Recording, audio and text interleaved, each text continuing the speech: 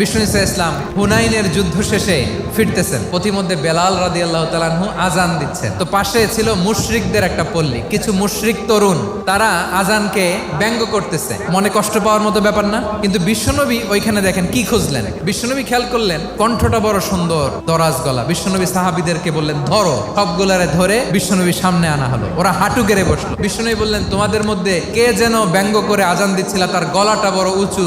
আবু মাহজুরা বলে আমার বন্ধুরা সবাই আমার দিকে আঙ্গুল দেখায়। আবু মাহজুরার মাথায় হাত দিয়ে বললেন এবার আজান দাও দেখি। আবু মাহজুরা বলে আমি তো আজান দিতে জানি না। বিশ্বনবী বললেন তাহলে আসো আমি তোমারে শিখাই দেই। বিশ্বনবী একটা বাক্য পরে, আবু মাহজুরা পরে, বিশ্বনবী পরে, আবু মাহজুরা পরে। আবু মাহজুরা বলে এক একটা বাক্য পড়ি আমার কলিজাটা গলে ঠান্ডা হয়ে যায়। বিশ্বনবীর সাথে দাঁড়িয়ে উনি শাহাদা পড়ে মুসলমান হয়ে গেলেন। বিষ্ণু ইসা ইসলাম বললেন যাও আবু মাহজুরা, আমি তোমাকে পৃথিবীর শ্রেষ্ঠতম মসজিদ মক্কার মসজিদুল হারামের মুয়াজ্জিন হিসেবে অ্যাপয়েন্ট করে দিলাম।